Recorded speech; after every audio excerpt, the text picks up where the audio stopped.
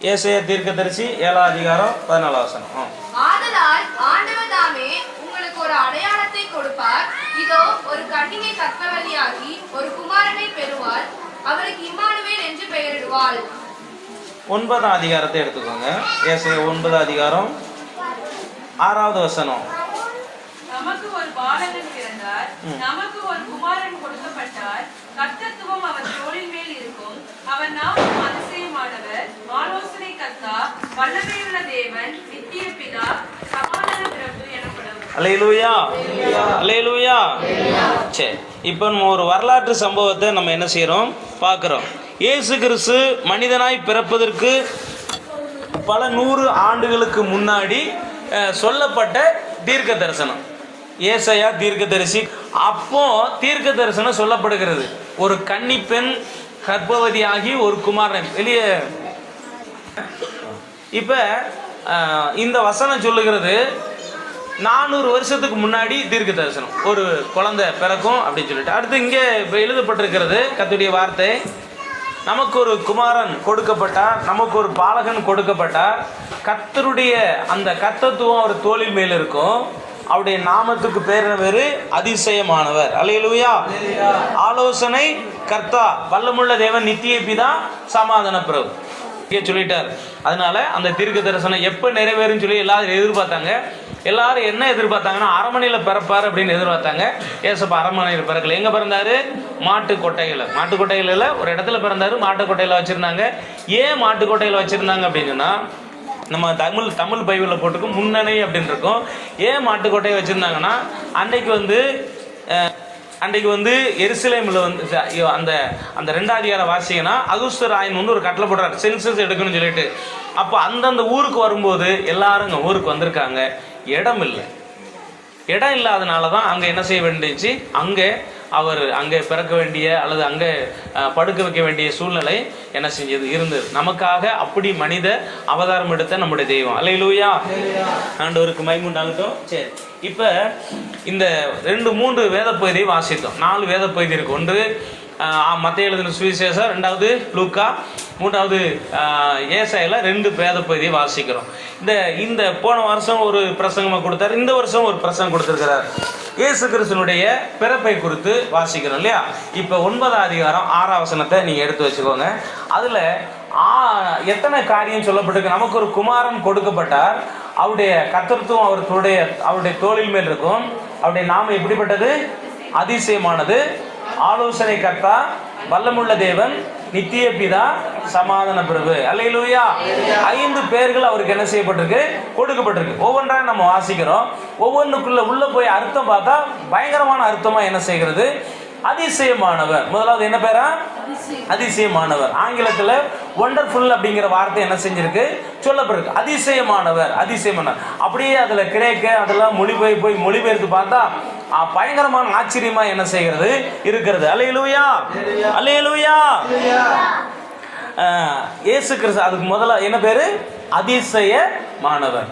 ஆனா கிரேக்க மொழியில போயிட்டு திரும்ப தமிழுக்கு மொழிபெயர்த்து வந்தா என்ன சொல்லுதுன்னா, திகைக்க வைக்கக்கூடிய அற்புதம் செய்கிறவர். அல்லேலூயா சொல்லுவோமா?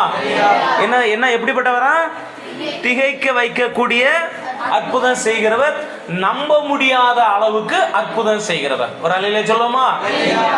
திகைக்க வைக்கக்கூடிய அற்புதம் செய்கிறவர், நம்ப முடியாத அற்புதங்களை செய்கிறவர்னு அந்த வார்த்தைக்கு என்ன செய்யப்பட்டிருக்கு? அந்த கிரேக்க வார்த்தையில் எழுதப்பட்டு தமிழ்ல அதிசயமானவர். ஆனா அது கிரேக்கில் போகும்போது அது கிரேக்க வார்த்தை எழுதியிருக்கு. அந்த வார்த்தை அதுல இருந்து தமிழ்ல மொழிபெயர்க்கும் போது இத்தனை வார்த்தை கிடைக்கிறது. திகைக்க வைக்கிற அற்புதங்களை செய்கிறவர், நம்ப முடியாத அளவுக்கு அற்புதங்களை செய்கிறவர் தான் மனிதனாக என்ன செய்தார்? பிறந்தார். அவர் மனிதனா என்ன செய்தாரு? பிறந்தார். அவரை நம்பி அவரிடத்துல வருகிறவர்களுக்கு இந்த அற்புதங்களை செய்ய அவர் என்ன செய்கிறார்? வல்லவராக என்ன செய்கிறார்? இருக்கிறார். இல்லையா சொல்லுமா? அப்போ இயேசு கிறிஸ்து இந்த உலகத்திலே மனிதனாய் பிறக்கும் போது அவருக்கு கொடுக்கப்பட்ட ஒரு பேர் என்ன பேரு? அதிசயமானவர். அவர் எப்படிப்பட்ட அதிசயம் செய்கிறாரா? நம்ப முடியாத அளவுக்கு அற்புதம் செய்கிறார். திகைக்க வைக்கக்கூடிய அற்புதங்களை செய்கிறார். சொல்லுங்க, திகைக்க வைக்கக்கூடிய அற்புதம், நம்ப முடியாத அற்புதம். பழைய ஏற்பாட்டிலிருந்து புதிய ஏற்பாட்டிலிருந்து அவர் நிறைய அற்புதங்களை செய்திருக்கிறார். இஸ்ரவேல் ஜனங்கள் எகிப்திலிருந்து வெளியே வர்றாங்க. வரும்போது செங்கடல் இரண்டாக என்ன செய்தது? பிளந்தது. இது ஒரு கற்பனை கதையா அப்படின்னா கற்பனை கதை அல்ல, இது நடந்த ஒரு சம்பவம். ஏன் அப்படின்னா இந்த செங்கடல் பிளந்ததை இஸ்ரவேலர் மட்டும் எழுதி வைக்கல, எதிரியா இருந்த எகிப்தியரும் என்ன செஞ்சாங்க? இந்த காட்சியை பார்த்தாங்க. அநேக எகிப்திய இராணுவத்தார் உள்ள போய் செத்து போனாங்க. சமீபத்தில் அந்த செங்கடல் பகுதியில் ஆராய்ச்சி பண்ணும்போது அது நிறைய வண்டி உருளைகள், அந்த குதிரை வண்டி உருளைகள்லாம் உள்ள கிடக்கு. அதை போட்டோ எடுத்து என்ன செஞ்சிருக்காங்க? போட்டிருக்காங்க. காரணம் என்னன்னா அது நடந்த சம்பவம். அல்லேலூயா. திகைக்க வைக்கக்கூடிய அற்புதங்களை செய்கிறது. அது சொன்ன இல்லைங்களா, ஆராதனை வேலை 40 வருஷம், 1 2 இல்லை, எத்தனை வருஷம்? 40 வருஷம் ஒருத்தரை சாப்பாடு கொடுக்க முடியுமா? 40 வருஷம் 20 லட்சம் பேர். எத்தனை பேர்? 20 லட்சம் பேர். அவர் மோசே சொல்லுவார், ஆண்டவரே, அவர் சொல்லுவார், 1 மாதம் வரைக்கும் நான் சாப்பி இருக்கிறதோ, கர்த்தருடைய கை குறி இருக்கிறதோ, என் வார்த்தையின்படி நடக்குமோ நடக்காது, இப்போ என்ன செய் பாரு சொல்லிட்டு ஒரு காற்றை அனுப்புவார். அத்தனை காடைகளையும் கொண்டு வந்து இவங்க பாளையம் இறங்கியிருந்த அதில் முன்னாடி போடுவார். நைட்டும் பகலும் முழுதும் அதை என்ன செய்வாங்க? அந்த காடைகளை பிடிச்சி ஒரு பெரிய குவியலாக குவிச்சு வீட்டுக்கு முன்னாடி வச்சு சாப்பிடுவாங்க. அப்படி திகைக்க வைக்கக்கூடிய அற்புதங்களை, நம்ப முடியாத அற்புதங்களை செய்கிறவர். அவருக்கு பேர் தான் அதிசயமானவர். சும்மா வெளிப்படை அதிசயமானவர் இருக்கு, ஆனால் உள்ள போய் பார்க்கும்போது தான் தெரியுது அவர் நம்ப முடியாத அளவுக்கு அற்புதங்களை, அதிசயங்களை, திகைக்க வைக்கக்கூடிய அற்புதங்களை, அதிசயங்களை செய்ய வைக்கிறவர். ஆமென். ரெண்டாவது நம்ம வேத பகுதி வாசிக்கலாம். ரெண்டாவது அதிசயமானவர். அடுத்து எப்படிப்பட்டவராம்? இன்னொரு சில வசனங்கள் வாசிக்கணும். 139 சங்கீதம் 14வது வசனம். 139 14.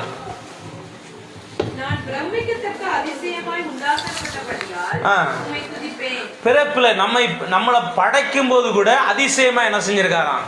படைச்சிருக்கிறாராம். மனுஷனுடைய படைப்புக்கும் தேவனுடைய படைப்புக்கும் எவ்வளவு வித்தியாசம். இப்போ மனுஷன் கண்டுபிடிக்கிறான், விடிய விடிய கண்டுபிடிக்கிறான். அந்த கண்டுபிடிப்புகள் ஒரு நாள் என்ன செய்யுது? போயிடுது, ஒண்ணுமெல்லாம் போயிடுது. ஆனால் தேவனுடைய கண்டுபிடிப்பு மனுஷனை எப்படியெல்லாம் படைச்சு வச்சிருக்கிறாரு. அதிசயமா சொல்றாரு, ஆச்சரியமா அதிசயமாய் நான் படைக்கப்பட்டிருக்கிறேன் அப்படிங்கிறார். அல்லேலூயா. அப்படியே ஆண்டவர் நம்மளை படைப்பை கூட அதிசயங்களா ஆச்சரியமா படைக்க வைக்கிறார். இன்னொரு வசனம், எரேமியா 32 அதிகாரம் 27வது வசனம். எரேமியா 32 27.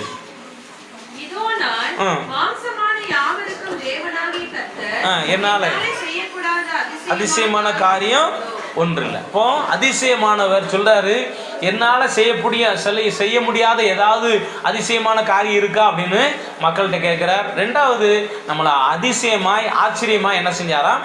படைச்சிருக்கிறார். சரி, முதலாவது அதிசயமானவர். ரெண்டாவது என்ன, எப்படிப்பட்டவரா? ஆலோசனை கர்த்தர். அல்லேலூயா. கிரேக்க வாரத்தில் உங்களுக்கு தெரியாதனால எழுதியே வச்சிருக்கிறோம்.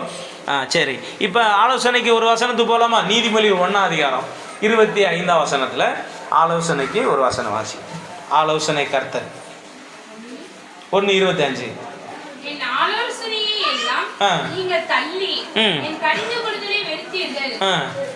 இப்ப 30வது வசனம் வாசிங்க. அதே அதிகாரத்தில்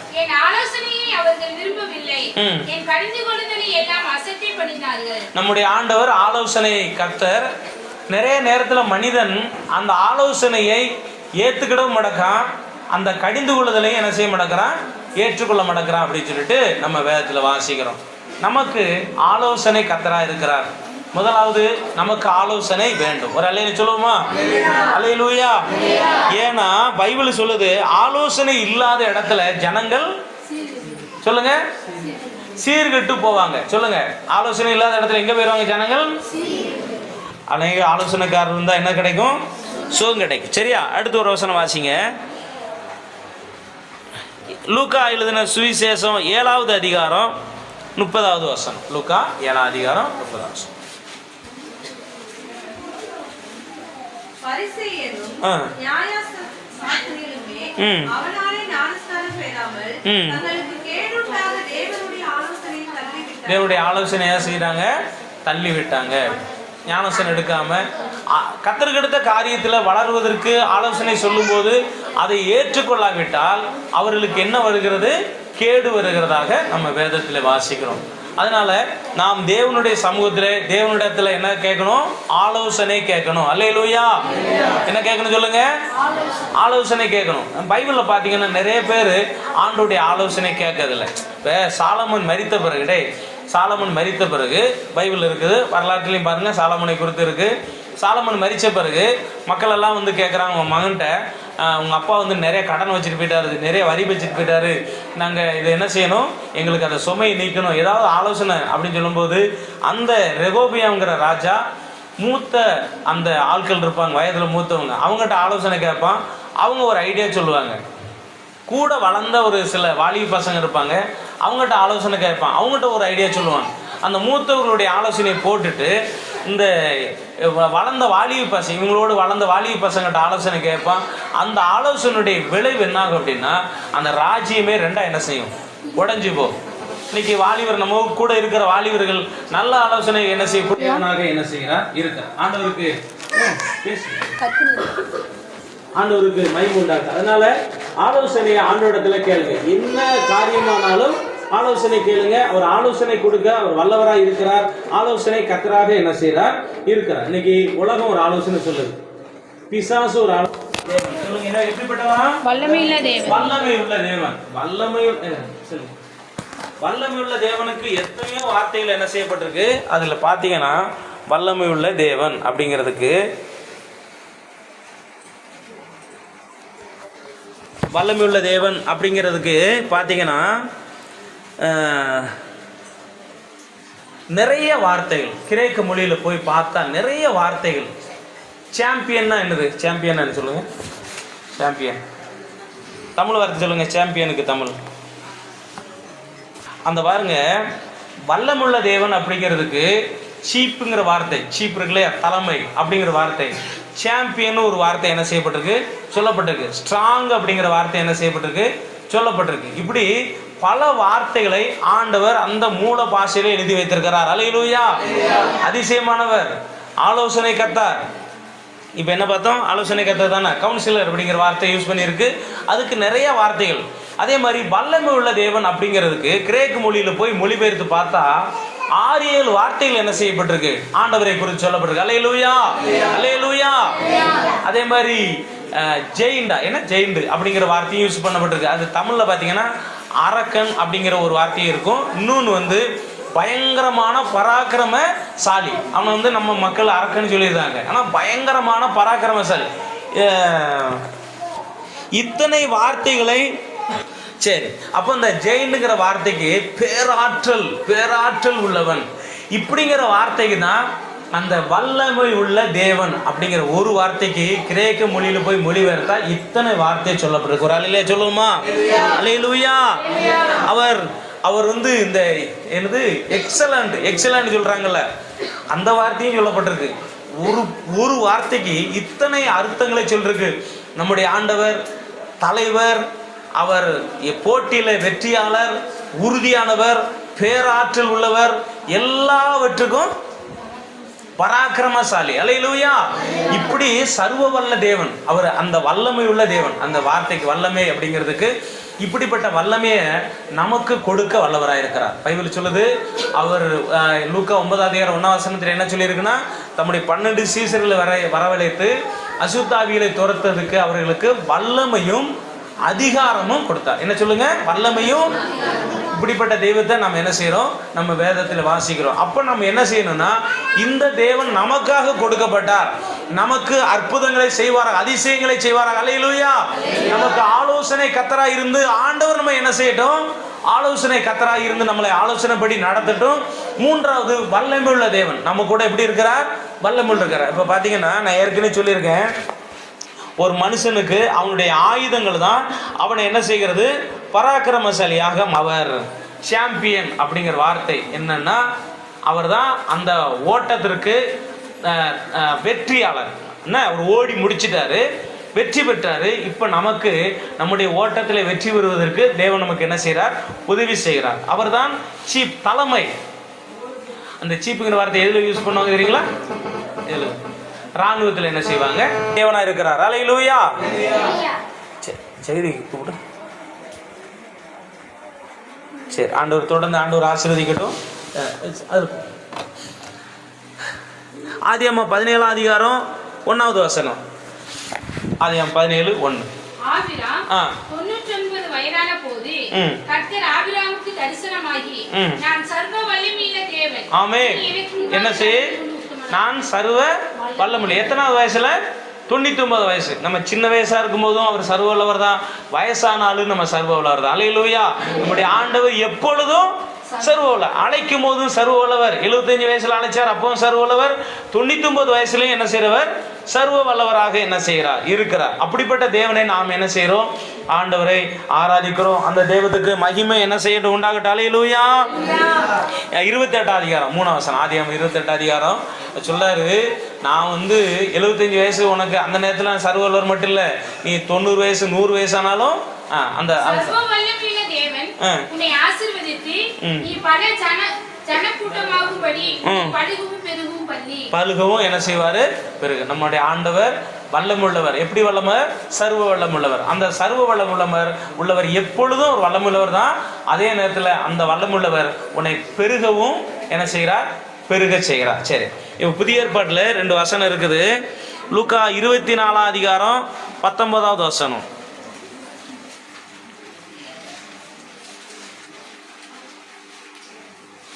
அவர் எவைகள் என்றார். அதற்கு அவர்கள், நசரேயனாகிய இயேசுவை குறித்தவைகளே. அவர் தேவனுக்கு முன்பாகவும் ஜனங்கள் எல்லாருக்கும் முன்பாகவும் செய்கையிலும் வாக்கிலும் செய்கையிலும் வல்லமை உள்ளவராயிருந்தார். அவங்க சொல்றாங்க, இயேசுனுடைய உயிர்த்தெழுந்த பிறகு பேசிட்டு போவாங்க, வாக்கிலும் செய்கையிலும் எப்படிப்பட்டவரா? வல்லவரா இருந்தார், வல்லமையா இருந்தாரு. அந்த தெய்வத்தை தான் நம்ம என்ன செய்யறோம்? அதனாலதான் அவருக்கு பேரு சர்வ வல்லமை உள்ள தேவன். முதலாவது அதிசயமானவர், 2வது ஆலோசனை கர்த்தா, 3வது வல்லமை. எப்படிப்பட்ட வல்லமை? பெருக செய்கிற வல்லமை. எத்தனை வயசுலையும் அவர் வல்லமுள்ளவராக நமக்கு என்ன செய்கிறார்? இருக்கிறார். எப்பொழுதும் அவர் வல்லமுள்ளவர் அப்படிங்கிறத காட்டுறாரு. அவர் வாக்கிலும் செய்கையிலும் வல்லமுள்ளவராக இருக்கிறார். சரி, கடைசியா அடுத்ததாக வல்லமுள்ள தேவன் நித்திய பிதா என்று சொல்லப்பட்டிருக்கு. என்ன பிதாவா? நித்திய பிதா. சரியா? நித்திய பிதானா என்றென்றைக்கும் வாழ்கிறவர். அவருக்கு சாவு கிடையாது. அவரை பிள்ளைகளாக ஏற்றுக்கொண்டவங்களுக்கும் என்ன கிடையாது? சாவு கிடையாது. இப்போ நம்ம மாம்சத்தில் இருக்கிறோம். ஒரு நாளைக்கு நம்ம என்ன செய்வோம்? மரிப்போம். நமக்கு 100 வயசுனா 100 வயசு வரைக்கும். சரி, அடுத்து மரிக்காமல் இருக்கவே முடியாது. ஆனால் நம்முடைய ஆண்டவருக்கு மரணம் கிடையாது. அவர் மனுஷனா மாம்சீகத்தை தேவைக்கே பிறந்தாரே ஒழிய அதுக்கு முன்னாடி ஒரு சித்தப்பா பெரியப்பா அப்பாலாம் யாருமே கிடையாது. எப்பொழுதும் தேவன் மாத்திரமே. அல்லேலூயா. அவர் மனுஷனாக பிறக்கணும்னு ஒரு காரணம் என்னன்னா, மனுஷனுடைய பாவங்களை மன்னிக்கிறதுக்கு பரிசுத்தமான ரத்தம் தேவைப்பட்டுச்சு. பூமியில் இல்லை. அது மனுஷனாக பிறந்து அந்த ரத்தத்தை சிந்தி மனுஷனுக்கு மன்னிப்பு கொடுத்துட்டு ஒரு மரிச்சு அடக்கம் பண்ண போட்டு 3ஆம் நாள் உயிரோட பரலவும் போயிட்டாரு. திரும்ப என்ன செய்ய போறாரு? வரப்போறாரு. ஆனால் அவர் என்றைக்கும் மரிக்காத தேவன். அவருக்கு அதனாலதான் அவருக்கு பேரு நித்திய பிதா. அவரை ஏற்றுக்கொண்டு யாரெல்லாம் அவருக்குள்ள வர்றாங்களோ அவங்களுக்கும் என்றென்றைக்கும் அழியாத வாழ்க்கையை தருகிறார். நான் ஏற்கனவே சொல்லியிருக்கேன்ல, நரகமும் பரலோகமும் நிரந்தரமானது. நரகத்தில் உயிரோடு செத்துக்கிட்டே இருக்கும். அதாவது சாக மாட்டாங்க, உயிரும் போகாது, இரவும் பகலும் வேதனை இருக்கும். அதுக்கு பேர் நரகம். பரலோகத்தில் இரவும் பகலும் என்ன இருக்கும்? சந்தோஷம். அங்கே இரவும் கிடையாது, பகலும் கிடையாது, நைட்டு போல சந்தோஷமா இருப்பாங்க. அங்கே சந்தோஷத்தில் பெருகிக்கிட்டு இருப்பாங்க. இங்கே நரகத்தில் என்ன செய்வாங்க? வெந்துக்கிட்டே இருப்பாங்க. இப்படிப்பட்ட ஒரு இடம் நம்முடைய ஆண்டவர். என்றென்றைக்கும் அவர் வாழ்கிறவர். அவருக்கு மரணம் கிடையாது, அவருக்கு எதுவுமே கிடையாது. நித்திய பிதா. அவரை ஏற்றுக்கொண்டு அவருக்குள்ள வர்றவங்களுக்கு அவர் அந்த வாழ்க்கை என்ன செய்கிறாரு? கொடுக்குறார். யோவானில் பார்த்தீங்கன்னா 6ஆம் அதிகாரம் 54ஆம் வசனத்தில், என் மாம்சத்தை புசித்து என் ரத்தத்தை பானம் பண்ணுகிறவனுக்கு என்ன உண்டு? நித்திய ஜீவன் உண்டு. கடைசி நாள் அவனை என்ன செய்வேன்? எழுப்புவேன். எழுப்பி கொண்டு போய் வச்சுக்கிடுவார். அப்போ சாவே கிடையாது, இரவும் பகலும் மகிழ்ச்சி சந்தோஷம். இப்படிப்பட்ட ஒரு இடம் தான் பரலோகம். கர்த்தர் நம்ம என்ன செய்யட்டும்? ஆசீர்வதிக்கட்டும். அல்லேலூயா. எபிரேயர் 5ஆம் அதிகாரத்தில் வாசிங்க ஒரு வசனம். 5ஆம் அதிகாரம் 9ஆம் வசனம். எபிரேயர் 5:9. நாம் பூரணரான பின்பு தமக்கு கீழ்ப்படிகிற யாவரும் நித்திய ரட்சிப்பை அடைவதற்கு நித்திய ரட்சிப்பை அடையணும். அப்படின்னா என்றென்றைக்கும் அழியாத வாழ்வு அதை கொடுப்பதுக்கு தான் இயேசு கிறிஸ்து மனுஷனாய் பிறந்தார். அந்த மனுஷனாய் பிறந்து அந்த ரட்சிப்பை நமக்கு என்ன செஞ்சிருக்கிறார், கொடுத்திருக்கிறார். சரியா? சரி, இப்போ கடைசி வாசனை என்ன சொல்லுது? சமாதான பிரபு. என்ன பிரபா? சமாதான பிரபு. ஏசப்பா அவருக்கு ஆங்கிலத்தில் பிரின்ஸ் ஆஃப் பீஸ் அப்படிங்கிற வார்த்தையை உச்சரிச்சிருக்கிறார், எழுதியிருக்கிறாங்க. சமாதான பிரபு. நமக்கும் தேவனுக்கும் ஒரு நாள் பகையாக இருந்தது. மனுஷன் பாவம் செய்யும் போது தேவனுக்கு எதிரியாக ஆயிட்டான். அப்போ ஆண்டவர் நீதியின் பிடிப்பை நல்லா கவனிச்சு பாருங்க. ஒரு நடந்த சம்பவம். அதாவது ஒரு பையன் என்ன செய்கிறான், ஒரு வாலிப பையன் தவறு செய்கிறான், குற்றம் செஞ்சிட்டான். அவனை போலீஸ் பிடிச்சிட்டு போகுது. அந்த வழியாக ஒருத்தர் வர்றாரு. அவரை பார்த்தோன்னே சல்யூட் அடிக்கிறாங்க. என்னன்னு கேட்குறாரு, இந்த பையன் இப்படி பண்ணிட்டான், அவர் விட்டுருங்க அப்படின்ட்டாரு. சரி, விட்டாச்சு. மறுபடியும் கொஞ்ச நாளுக்கு அப்புறம் மறுபடியும் அதே மாதிரி இன்னொரு பெரிய தவறு செய்கிறான். அதே மாதிரி போலீஸ் பிடிச்சிட்டு போகிறாங்க. அவர் அந்த வழியே வர்றாரு, சல்யூட் அடிக்கிறாங்க. என்னன்னு கேட்குறாரு, இந்த மாதிரி இன்னொன்று. சரி, அந்த பையனை விட்டுருங்கன்னு விட்டுட்டான். மூணாவது என்ன செய்கிறான், அந்த பையன் ஒரு கொலை செய்து விட்டான். கொலை செஞ்சுட்டு அந்த பையன் என்ன செய்கிறான், கடந்து போகிறான். இப்போ அவனை போலீஸ் கைது பண்ணுது. திரும்பி பார்க்க அவர் விடுவிச்சார்ல, அவர் வருவாரா அப்படின்னு சொல்லிட்டு அவர் வரல. சரின்னு சொல்லிட்டு கோர்ட்டில் போய் நிப்பாட்டினாங்க. நிப்பாட்டும் போது கோர்ட்டில் நீதிபதி வந்து வர்றாரு. இவங்க எல்லாரும் எந்திரிச்சு நிற்காங்க. இவன் நீதிபதி பார்க்க இவனுக்கு ஒரு சந்தோஷம். ஏன்னா 2 முறை விடுதலை ஆக்கினவர் தான் அந்த நீதிபதி. இப்போ இவனுக்கு சந்தோஷப்பட்டு, ஐயா நான் தான் அந்த கொலை செஞ்சேன், எனக்கு என்ன செஞ்சிருங்க, விடுதலை தாங்க, என்னை மன்னிச்சிட்டு விடுதலை தாங்க அப்படின்னு. அப்போ அவர் நீதிபதி சொன்னார், நான் உன்னை விடுவிக்கும் போது ஒரு சாதாரண மனித பொறுப்பில் இருந்தேன், அதனால உன்னை விடுவிச்சிட்டேன். இப்போ நான் உட்கார்ந்துருக்கிற இடத்துக்கு பேர் என்ன பேர், நீதியினுடைய ஸ்தலம். இந்த இடத்துல இருந்து பெத்த பிள்ளையா இருந்தாலும் அவங்க தப்பு செஞ்சுட்டா என்ன கொடுக்கணும், தண்டனை கொடுக்கணும். அப்படி கொடுக்காட்டா நீதி என்ன செய்யும், கெட்டு போயிடும். சரியா? நீதி என்ன செய்யும், கெட்டு போயிடும். இப்போ இப்படிப்பட்ட நீதி இந்த உலகத்தில் இப்போ இருக்குதா அப்படின்னா இப்போ இல்லை. இவர் வைப்பதற்காக பரலோகம் மனுஷனுக்கு என்ன வந்துருச்சு, விளைவு வந்துருச்சு, தண்டனை வந்துருச்சு. இப்போ இணைக்கணும். அவர் எதை எடுத்தார், சிலுவையை எடுத்தார். சிலுவையை எடுத்து மனுஷனையும் தேவனை என்ன செய்தார், இணைத்தார். சரியா? நம்மளும் கூட அநேகருக்கு சமாதானம் இருக்குன்னா உடனே என்ன செய்வாங்க, இதே ஒன்று பற்ற வச்சு இப்படிப்பட்ட உலகத்தில் இருக்கிறோம். நம்ம ஆண்டுடைய பிள்ளைகளாக இருக்கிற நாம கண்டிப்பாக நாம் அநேகருக்கு ஆறுதல் உள்ளவங்களாக இருக்க வேண்டும். அல்லேலூயா. தேவனுக்கும் நமக்கும் சமாதானத்தை உண்டு. இப்போ நான் வந்து உங்களுக்காக ஜெபம் பண்ணி, ஏசப்பா இவங்க 2 பேரும் என்ன செய்யுங்க, இவங்களை மன்னிச்சு நீங்கள் உங்கள் பிள்ளையை ஏற்றுக்கொள்ளணும் அப்படின்னு நம்ம சமாதானம் பண்ணி வைக்கும். அதுக்காக பிரசங்கம் பண்ணுறோம், எல்லாம் செய்கிறோம். நீங்களும் மற்றவர்களை தேவனோடு கூட என்ன செய்யுங்க. ஏன்னா அந்த உலகம் தேவனுக்கு எதிரியாக நிற்கிறது. இந்த உலகத்தில் இருக்கிற மக்கள் தேவனுக்கு விரோதியாக இருக்கிறாங்க. நிறைய பாருங்கள், வட மாநிலத்தில் பாருங்கள், கிறிஸ்மஸ் கொண்டாடக்கூடாதுன்னு கிறிஸ்தவங்க கொண்டாடக்கூடாது, எத்தனை கலவரம். ஒருவன் சொல்கிறான், வீட்டுக்கு போகிறீங்கன்னா வாழ்த்துங்க, அங்கே சமாதானம் பாத்திரவான் இருந்தால் என்ன செய்யட்டும், வந்துடட்டும் அப்படிம்பார்.